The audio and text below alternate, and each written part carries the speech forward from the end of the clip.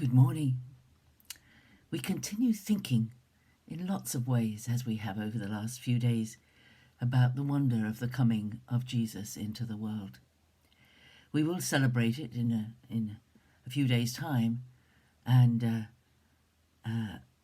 as we think about it, we think, we've thought about how he was rejected by his own people and not welcomed by those who were supposed to be waiting for the arrival of the promised Messiah, the anointed one, the one who would come and redeem Israel, the one who would come that had been promised, that would restore everything to Israel.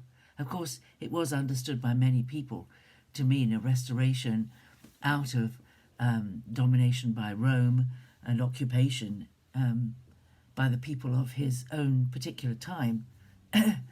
But they had all been waiting for this one who had been promised. But they didn't receive him.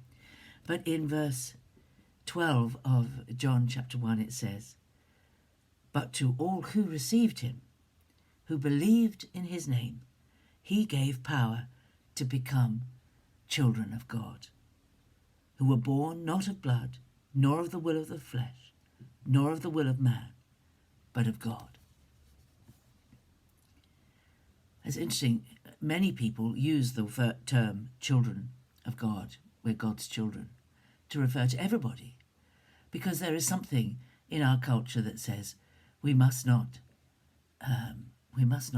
exclude anybody from a particular group of people. We mustn't say they don't belong and others do. But this is quite clear. There's quite clearly here a demarcation line between those who are children of God and those who are not children of God.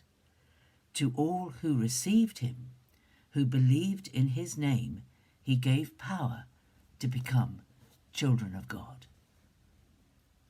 And this links up in my mind to the discourses that it's described in parts of John, where the Jews and Jesus had a difference of opinion when they said, "We are children of Abraham," meaning we are part of the people of God. We are the people of God.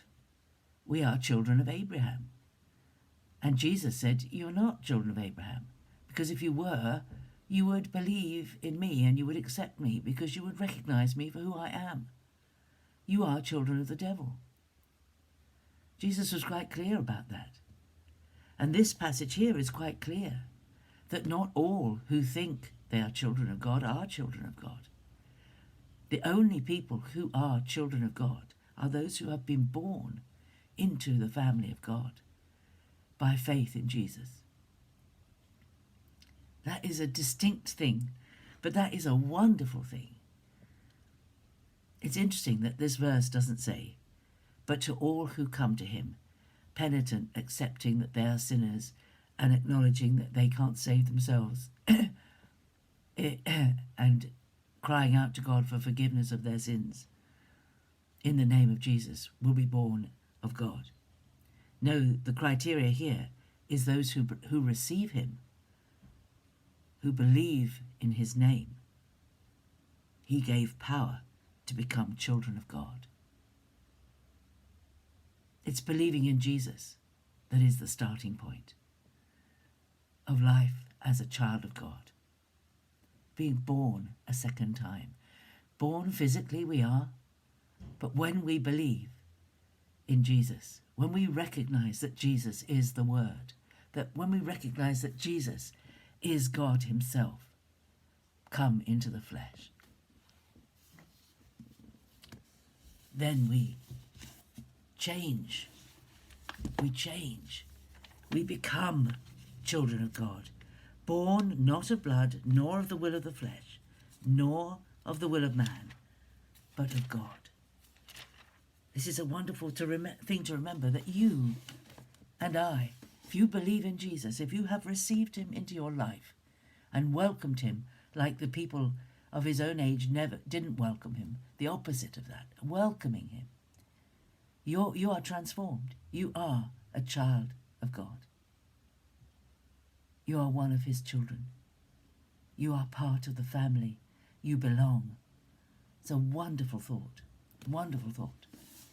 And I was reading in a version of the Bible that I have, which has quotations from C.S. Lewis in it that are appropriate to various verses. There is a quote based on this passage, and it says this: "The Christian story is precisely the story of one grand miracle, the Christian assertion being that what is beyond all space and time, what is uncreated, eternal, came into nature, into human nature, descended into his own universe, and rose again, bringing nature up with him. It is precisely one great miracle. If you take that away, there is nothing specifically Christian left.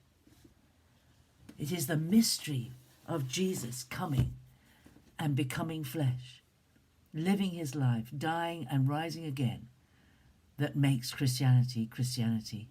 You cannot preach peace on earth without the Prince of Peace.